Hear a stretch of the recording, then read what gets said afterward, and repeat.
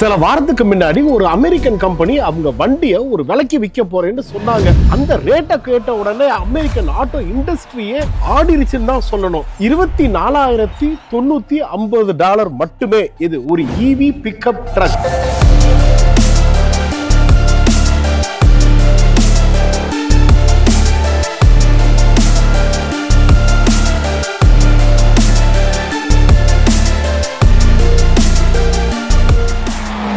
அது எப்படி முடியும்? இன்னைக்கு அமெரிக்கால ஒரு சராசரி வண்டி வாங்கணும்னாலே $50,000 ஆகுது. அப்படி இருக்கும் போது ஒரு பிக்கப் ட்ரக், அதுலயும் ஒரு எலக்ட்ரிக் பிக்கப் ட்ரக், இது ஒன்றும் ஒரு கான்செப்ட் வண்டியோ இல்ல ஒரு டீசரோ இல்ல ஒரு ட்ரெய்லரோ கிடையாது.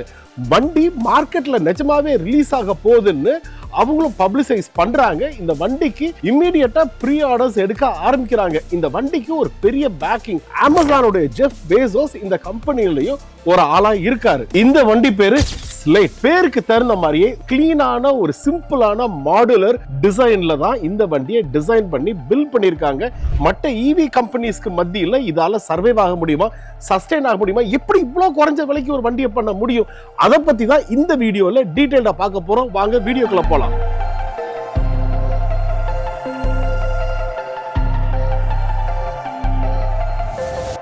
ஸ்லேட் வண்டியோட நம்பர்ஸை பத்தி பார்ப்போம். வண்டி வந்து ப்ரீ ஆர்டர் சேல்ஸ்க்கு வரதுக்கு முன்னாடியே 1,80,000 வண்டி புக் ஆயிருக்கு. ப்ரீ சேல்ஸ் ஓபன் பண்ண அன்னைக்கு மட்டுமே கிட்டத்தட்ட 10,000 பேர் முன்பணம் போட்டு இந்த வண்டியை ஆர்டர் பண்ணியிருக்காங்க. இந்த வண்டியோட ரேட் வெறும் $24,950 மட்டுமே.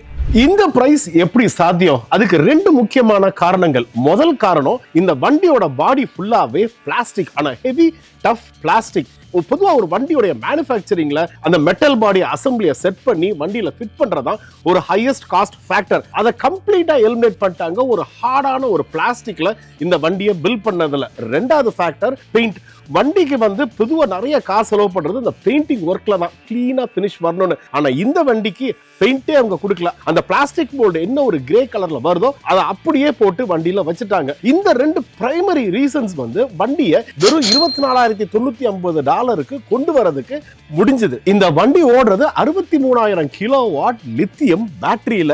ஒரு சார்ஜ்ல வண்டி 205 மைல் போகும்னு சொல்றாங்க. Power output 181 horsepower, torque capacity 195 pound load capacity, 2000 pound towing capacity, 1550 pound payload capacity. மற்ற என்ன விஷயத்தை பண்ணி காஸ்டா குறைச்சாங்க? பேஸ் மாடல்ல 2 சீட்டர் கெபாசிட்டி. விண்டோஸுக்கு எலக்ட்ரிக் ஆட்டோமீட்டர் கிராங்க்லாம் கிடையாது. அந்த காலம் மாதிரி மேனுவலா தான் கிராங்க் பண்ணி இறக்கணும். அதே மாதிரி வண்டியில ஒரு பெருசா கிளாஸியா ஒரு டச் ஸ்கிரீன் இன்ஃபோடைன்மெண்ட் சிஸ்டம்லாம் கிடையாது. நம்ம போனை தூக்கி வச்சுக்கணும். அதே மாதிரி வண்டியில ஸ்பீக்கர் சிஸ்டமும் கிடையாது. வேணும்னா நம்ம செல்போன்ல இருக்க ஸ்பீக்கரே போட்டுக்க வேண்டியதான். சோ அதனால கடையில இருந்து தயாரிச்சு வர ஒவ்வொரு வண்டியும் ரொம்ப பேஸா பிளாங்கா ஸ்லேட் மாதிரி வருது. அதனாலதான் இந்த வண்டியோட பேரே ஸ்லேட். அந்த மாதிரி எல்லா விஷயமும் ஸ்ட்ரிப் டவுன் பண்ணனாலதான் வண்டியை இவ்வளவு கம்மியான ஒரு ரேட்டுக்கு கொடுக்க முடியுது. இந்த காரோட மாடுலர் டிசைன்ல இன்னொரு இன்ட்ரெஸ்டிங் ஃபேக்ட் என்னன்னா, ஒரு $5,000 எடுத்து வச்சா போதும் இந்த வண்டியை வந்து ஒரு 3 ரோ எஸ்யூவி சீட்டரா மாத்திரலாம். அது மட்டும் இல்லாம இவங்க கம்பெனிலேயே அடிஷனல் பார்ட்ஸ் விற்கிறாங்க. இப்போ ஃபார் எக்ஸாம்பிள், எனக்கு பாடி கலர் பிடிக்கல, மாத்தணும் அப்படின்னா பிளாஸ்டிக் தானே, எடுத்து அட்டாச் பண்ணிக்கலாம். வண்டியில வந்து ஸ்பீக்கர் சிஸ்டம் வேணும், இல்லனா ஒரு இன்ஃபோடைன்மெண்ட் சிஸ்டம் வேணும் அப்படின்னு நினைச்சோம்னா என்ன வேணாலும் ஆட் பண்ணிக்கலாம். இந்த மாதிரி நிறைய பார்ட்ஸ் விக்கிறாங்க. இந்த வண்டியில அடிஷனல் ஆட் ஆன் பார்ட்ஸ் மட்டுமே கிட்டத்தட்ட 170 பார்ட்ஸ் இருக்கு. பெரும்பாலான பார்ட்ஸ் வந்து $500 கம்மியாவே.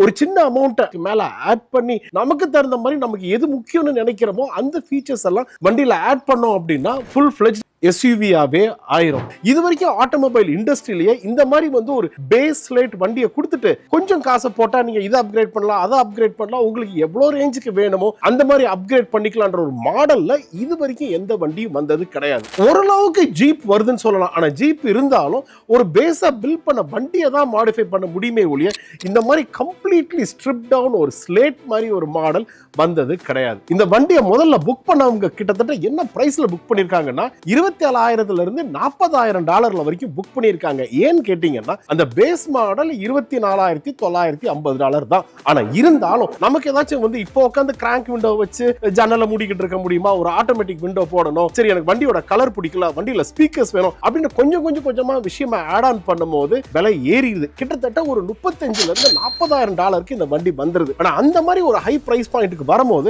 $40,000 மார்க்கெட்ல ஏற்கனவே நிறைய வண்டி இருக்கு. அப்ப இந்த ஸ்லேட்டை வாங்கணுமான்ற கேள்வியும் அந்த இடத்துல வருது. இந்த வண்டியில இவங்க ஆல் வீல் டிரைவ் ஆப்ஷனே கொடுக்கல, ரியர் வீல் டிரைவ் மட்டும் தான் கொடுக்கறாங்க. ஏன்னா விலையை கம்மியா வைக்கணும்ன்றதுக்காக. சோ அடுத்த கேள்வி, இந்த வண்டி எப்படி ஈவி ஆட்டோ இண்டஸ்ட்ரியவே டிஸ்ரப்ட் பண்ண போகுதுன்னு சொல்றாங்க. அதுக்கு பிரைமரியான காரணம், பொதுவா ஈவி வண்டிகள்னாலே ஒரு லக்ஸுரி வண்டி அப்படின்னு பிராண்ட் பண்ணப்பட்டிருது. வண்டியில ஃபுல்லா luxury seats, luxury info entertainment system, எல்லா இடத்துலயும் தொட்டா electronic digital features and package அப்படியே பந்தாவா இருக்கும். ஒரு ஈவி வண்டினா கேஸ்லின் பெட்ரோல் வண்டியோடைய ஈவி ரேட் விலை ஜாஸ்தி. சோ அப்ப ஈவிக்குன்னு ஒரு எக்ஸ்பென்சிவ் லக்ஸுரி செக்மெண்ட்டை கிரியேட் பண்ணி வச்சிருந்தாங்க. ஆனா இந்த வண்டி என்ன பண்ணுது, அந்த எக்ஸ்பென்சிவ் செக்மெண்ட்ல இருந்து ஒரு நார்மல் காரோடைய ரேட்டை கீழே வச்சு ஒரு ஈவி காரை விற்க முடியும்னு சொல்றாங்க. அதுதான் ஈவி ஆட்டோமொபைல் இண்டஸ்ட்ரியை டிஸ்ரப்ட் பண்ண போகுதுன்னு சொல்றாங்க. ஆனா இங்க ஒரு கேள்வி எழுது, எப்பவுமே வந்து ஒரு ஈவி கார் மார்க்கெட்டுக்குள்ள வரும்போது டெஸ்லா உட்பட முதல்ல கொஞ்சம் வருஷத்துக்கு பயங்கர லாஸ்ல தான் போகும். இந்த வண்டி என்ன சொல்றாங்க, அந்த மாதிரி லாஸ்ல போகாது.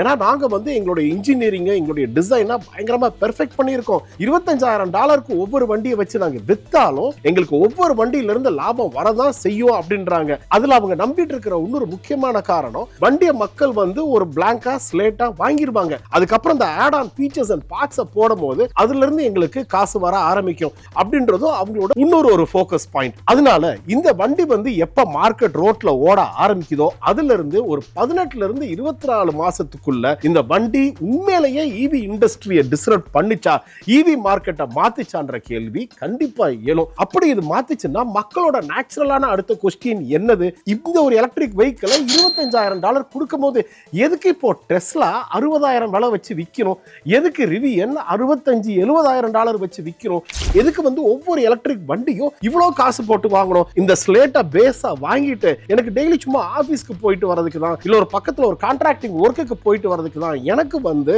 ஒரு load bearing pickup truck daily commuter வண்டி இருந்தா போதும், எனக்கு ஸ்லேட் போதும் நினைச்சாங்க அப்படின்னா அந்த இடத்துலயும் தான் ஈவி இண்டஸ்ட்ரியை இந்த வண்டி டிஸ்ரப்ட் பண்ண ஆரம்பிக்கும். ஒரு ஈவி வண்டினாலே மக்களுக்கு இமிடியேட்டா வந்து டெஸ்லா மேலதான் நினைப்பு போகும். அப்படி டெஸ்லால இன்னைக்கு இருக்கிற pickup truck Tesla Cybertruck. இப்போ இந்த ஸ்லேட் ட்ரக்கை டெஸ்லா சைபர் ட்ரக்கோட கம்பேர் பண்ணி பார்ப்போம். Tesla Cybertruck dual motor, ஒரு சிங்கிள் சார்ஜ்ல வண்டி 325 மைல் போகும். Horsepower 600 horsepower. Pickup ட்ரக்ன்றதுனால ரொம்ப முக்கியமே வந்து வண்டியோட டோவிங் கெப்பாசிட்டி எவ்வளோட இழுத்துட்டு போக முடியும்னு. டெஸ்லா வந்து 11,000 பவுண்ட் டோவிங் கெப்பாசிட்டி. ஒரு பியூர் பெர்ஃபார்மன்ஸை வச்சு கம்பேர் பண்ணோம்னா சைபர் ட்ரக்கை அடிச்சுக்க முடியாது. ஆனா ஸ்லேட்டை வந்து சைபர் ட்ரக்கோட பெர்ஃபார்மன்ஸை வச்சு நம்ம கம்பேர் பண்ண முடியாது, பிரைஸை வச்சு மட்டும் தான் கம்பேர் பண்ண முடியும்.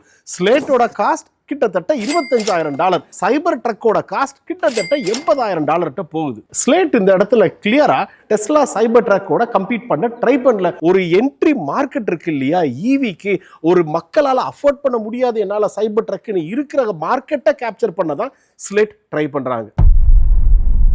இந்த ஸ்லேட் ட்ரக் ஒரு ஹைப்பா இல்ல உண்மையிலேயே அவங்களால இதை ப்ரொடியூஸ் பண்ண முடியுமா? இந்த $25,000 பிரைஸ் பாயிண்ட்ல இந்த வண்டியை மேனுஃபேக்சர் பண்ணி அதை அப்படியே ஸ்கேல் பண்ணி மக்கள்கிட்ட வந்து ஒரு மாடுலர் அப்ரோச்சை கொண்டு வர முடிஞ்சதுன்னா கண்டிப்பா இந்த வண்டி சக்சஸ்ஃபுல்லா தான் போகும். இந்த ஸ்லேட் வந்து இப்போ $25,000 வருதே, இதை நான் வாங்குவேனா அப்படின்னு கேட்டீங்கன்னா கண்டிப்பா வாங்குவேன். ஆனா உடனே வாங்க மாட்டேன். $25,000 ஒரு வண்டி அப்படின்னு சொல்லும் போது இன்ட்ரெஸ்டிங்கா தான் இருக்கு. ஆனா இருந்தாலும் வண்டிக்குள்ள எவ்வளவு தூரத்துக்கு பேர் மினிமலா நம்மளால ஏத்துக்க முடியும்? இப்போ சீட்ல உட்காரோம், சீட்ல ஆம்ரெஸ்ட் கிடையாது. $25,000 இவ்வளவு தூரம் காசு போட்டு வாங்கிட்டு ஒரு ஆம்ரெஸ்ட் கூட இல்லாட்டி என்ன அர்த்தம்? வண்டியில கம்ஃபர்டபுளா உட்கார வேண்டாமா அப்படின்னு கேட்டு கொஞ்சமா ஆட் ஆன் பண்ணும்போது வண்டியோட விலை அங்கே ஏற ஆரம்பிக்குது. எனக்கு தேவையான ஃபீச்சர்ஸை போட்டு என்ன பிரைஸுக்கு வருதுன்னு ஃபர்ஸ்ட் பார்க்கணும். அது ஒருவேளை $30,000 $32,000 வருது அப்படின்னா அப்ப கொஞ்சம் யோசிக்க வேண்டியது இருக்கு. ரெண்டாவது ஒரு ஐடியாவும் இருக்கு இந்த வண்டியை வாங்குறதுல. அது என்னன்னு கேட்டீங்கன்னா, இன்னைக்கு ஒரு பேஸ் மாடலை $25,000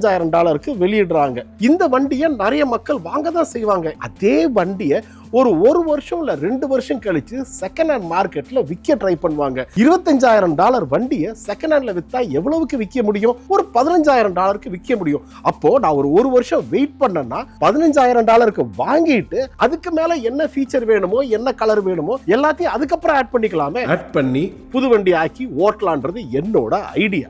சிம்பிளிசிட்டி ஒரு இன்டென்ஷனல் கான்ட்ராஸ்ட். ஒரு வண்டி எப்படியெல்லாம் லக்ஸரியா இருக்க முடியும்னு காட்டாம ஒரு வண்டியை இப்படியும் இருக்கலாம்னு ஒரு வண்டியை காட்டி மேனுஃபேக்சர் பண்ணி ப்ரொடியூஸ் பண்ண ஆரம்பிக்கிற இடத்துல தான் ஸ்லேட் நிக்கிறாங்க.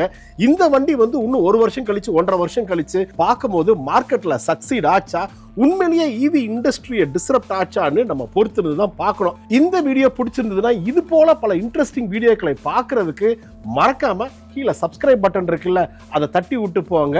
சப்ஸ்கிரைப்